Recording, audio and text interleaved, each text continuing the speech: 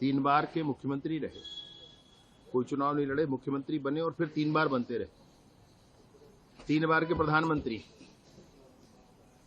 पूरी दुनिया में देश के सामर्थ्य का डंका बजाया है इन्होंने।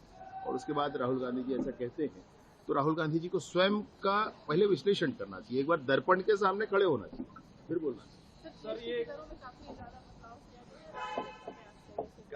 जीएसटी के दरों में कल से नवरात्रि के प्रारंभ के दिन से ही जीएसटी के दरों में बदलाव हुआ है। 28%, 18%, 12% और 5%, इन 4 स्लैब में से 90% चीजों को 2 स्लैब में सिर्फ 12% और 5% में लाकर रखा गया है। मैं आपको बताना चाहता हूं कि भारत के संविधान में संशोधन करके जीएसटी काउंसिल बनाया गया। जीएसटी काउंसिल भी बहुमत के आधार नहीं, लगभग सहमति के आधार पर चलने वाला काउंसिल है।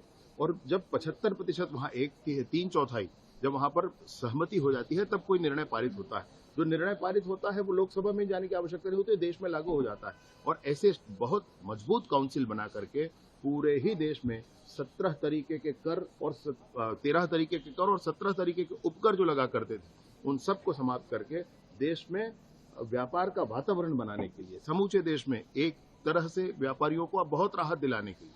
आप जब व्यापारी पहले हुआ करते थे तो आप ध्यान दें कि आपको कितने तरह के फाइल मेंटेन करने पड़ते थे। हर टैक्स के अलग फाइल आपको मेंटेन करना पड़ता था, हर चीज के लिए अलग मेंटेन करना, हर प्रदेश के लिए आपको अलग मेंटेन करना पड़ता था। आज पूरे देश में व्यापार का बड़ा माहौल है और इसीलिए 11वें नंबर से 4थे नंबर की अर्थव्यवस्था हम बन पाए हैं।